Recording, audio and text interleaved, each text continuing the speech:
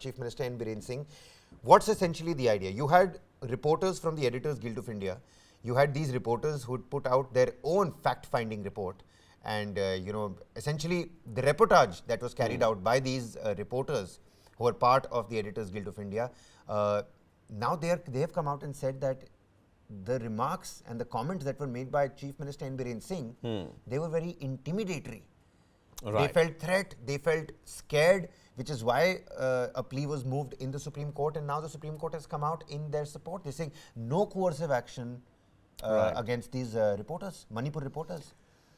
Yes, no coercive action there, and the issue, Kabir, here is something with which we are not very unfamiliar, I would say, because this fact-finding team of the Editors Guild, a 4-member team, was filing its own report on the alleged biased reporting by the local journalists in Manipur.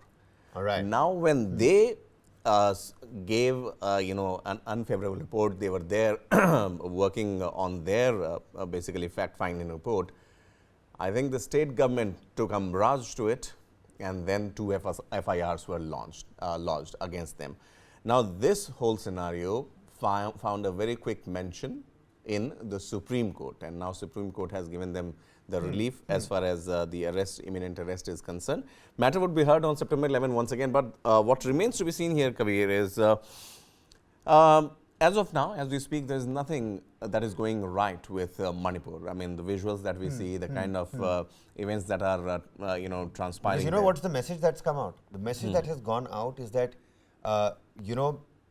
because the report criticized the role of the administration of the current dispensation, which is why, the reporters had to face flack. That's why I said ki what is happening there is not something that we are unfamiliar with. If you are probing me, and you are about to send a very negative reportage about me, my reaction would be to corner you. Yeah. And this is simply, going by the simple playbook, this is what. So, who is at the helm of affairs? N. Biren Singh, Chief Minister. The man who is supposed to take control of the situation is getting in, time and indulge into acts of such nature. This is the case.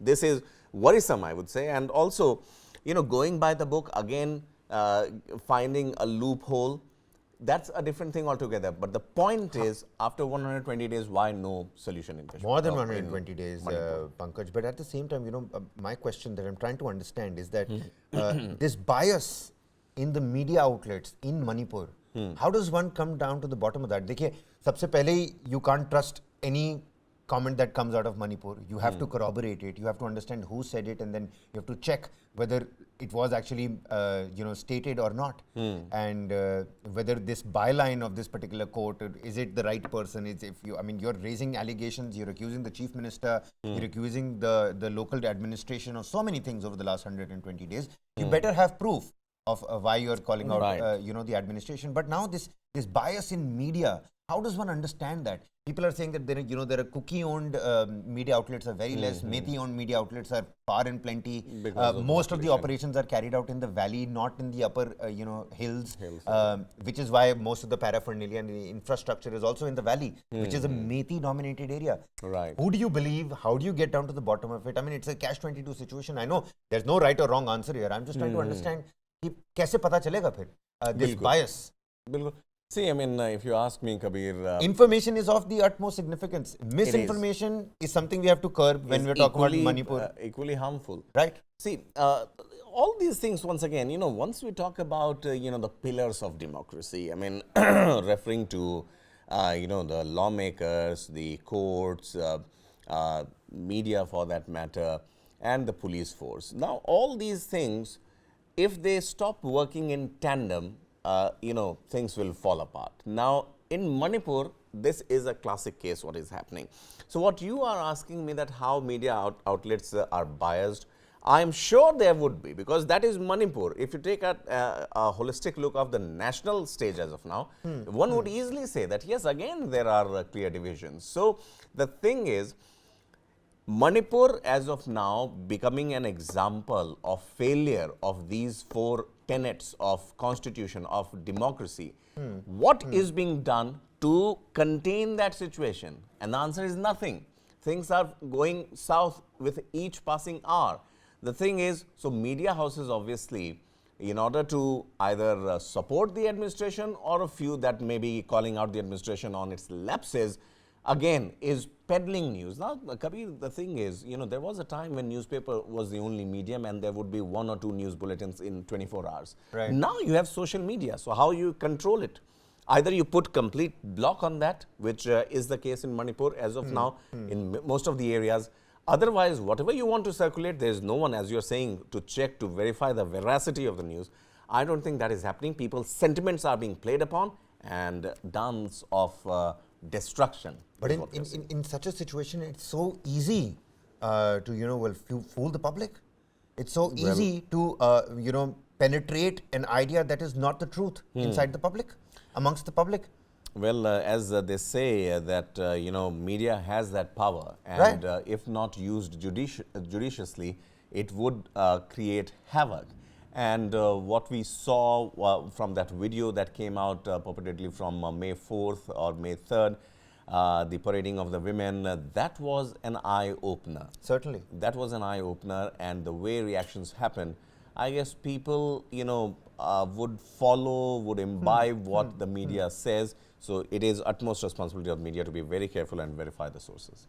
What do you think is going to be the next, challenge for N. Biren Singh when he's looking at only tackling misinformation in, amongst the general public? Because this is equally as dangerous as the plethora of weapons that people have amongst themselves. Spreading misinformation is also very crucial. I mean, look at the amount of people who get onto our streams as well. Look at the amount of people who are watching Manipur news, and not just Manipuris, people from all across the world. And so many Manipuris who are not living in Manipur right now. They're living in various parts of the world.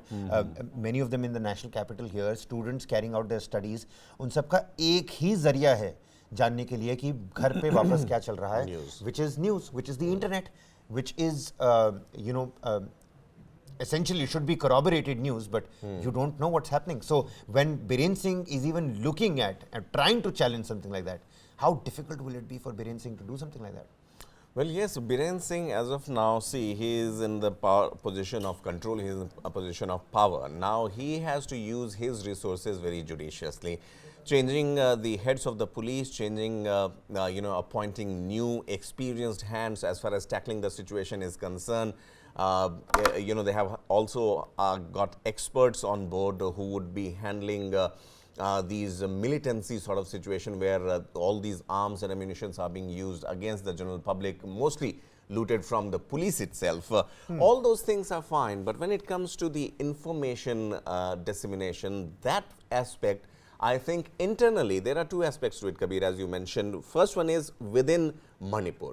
What is happening there? People are not able to use internet, that's for sure. Only a few places internet relaxation has been given. But what is happening outside of Manipur is all in the realm of speculation. Unless and until there is a government order, there is the chief minister who speaks, there is the security advisor to the chief minister, Biren Singh, who speaks, nothing can be taken on the face value. Also, at the same time, how do you promote and exuberate the kind of confidence you want amongst your journalist, colleagues who are trying to cover Manipur? That is something we'll have to look at. And of course, if there is a bias, अगर ये bias सही में ground पर exist करता है, तो ये कितना dangerous है मणिपुर के लिए? Exactly how dangerous is it? उसी को चेक करने के लिए ये 4 लोगों की एडिटर्स गिल्ड की टीम गई थी, right, who faced the legal consequences. Also, the chair of the Editors Guild has also been named in that FIR, which is why intimidatory is what the members of Editors Guild said, that in N. Biren Singh, his comments seem very intimidatory, which is why they moved to the Supreme Court. Supreme Court ने आके बोल दिया है कि no coercive action. ऐसा कुछ भी नहीं होगा. We'll have to wait and watch. This is a developing story. But to everybody who's watching this stream right now, listening to us, get down in the comment sections, please. Help us understand what is it that your opinion on this particular story or this particular segment is.